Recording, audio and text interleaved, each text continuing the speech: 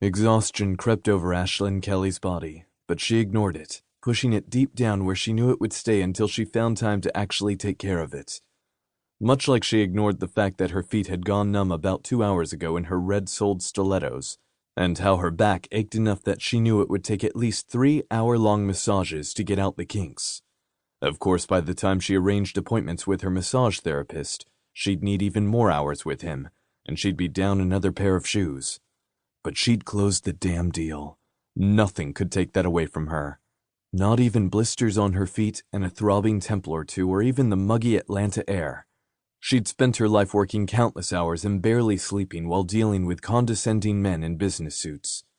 Guys who traveled on Mondays to get to out-of-town business meetings while laughing far too loudly and looking at her legs rather than her face before flying back home Friday evenings with even more leers.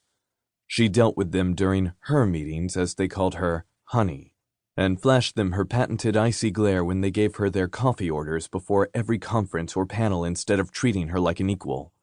She'd gotten her MBA while working 2 jobs and dealt with men who only looked at her for her tits and pins.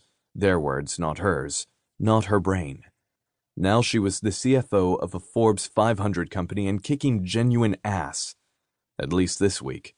So yes, her feet hurt, and she had a headache from hell, but there were no mediocre men with fat egos around to piss her off.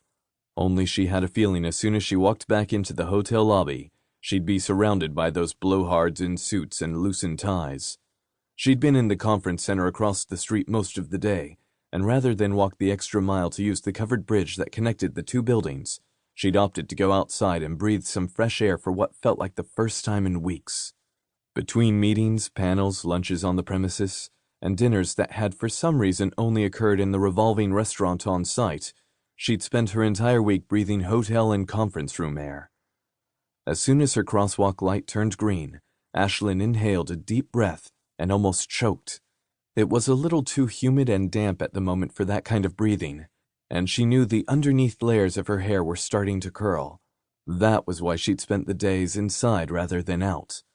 Her throat might be dry and her skin in need of some serious lotion time thanks to the acrid air of the hotel, but her hair and makeup had stayed in place for the 10 hours she needed it to throughout the day. At the moment, however, she didn't give a damn how she looked.